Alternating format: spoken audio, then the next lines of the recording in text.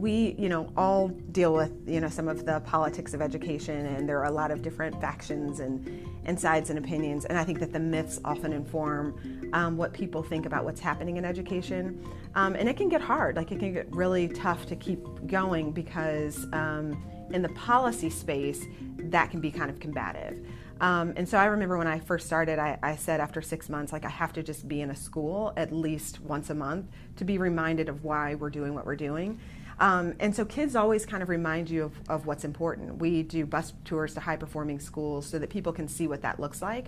And it really is the same across sectors. You see the same in a charter school as you do in a traditional district school, as in a magnet school. There's a leader who has created a loving and nurturing environment for students. There are high expectations for success.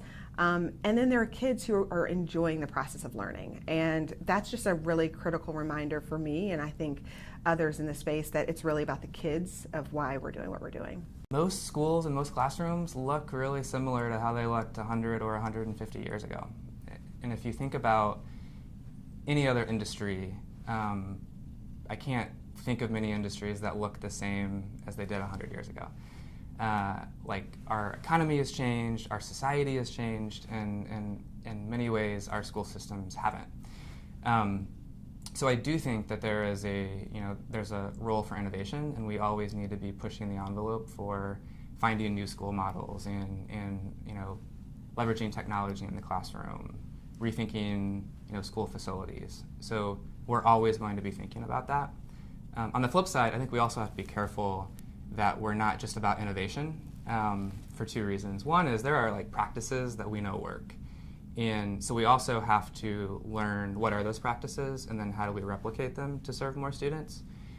And I have become increasingly sensitive to that school innovation just can't happen in low-income communities of color because we're not necessarily using that language and looking for new models in wealthier communities. So we don't want to get into a trap where we're continuing to try to innovate and it's seen as experimenting on kids. So I think we have to balance the fact that we need innovation, we need to make sure that we have a 21st century school system, while also realizing that there are best practices that work, and you can try to be so creative that you lose sight on those practices.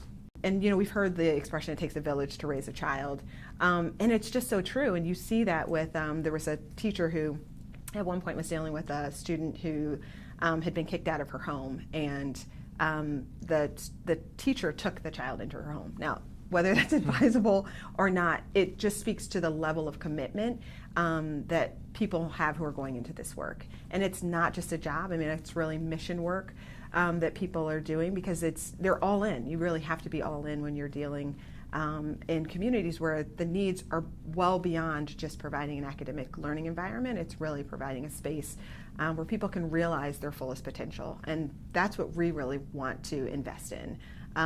Places of learning, but places where people can really realize what their lives can be.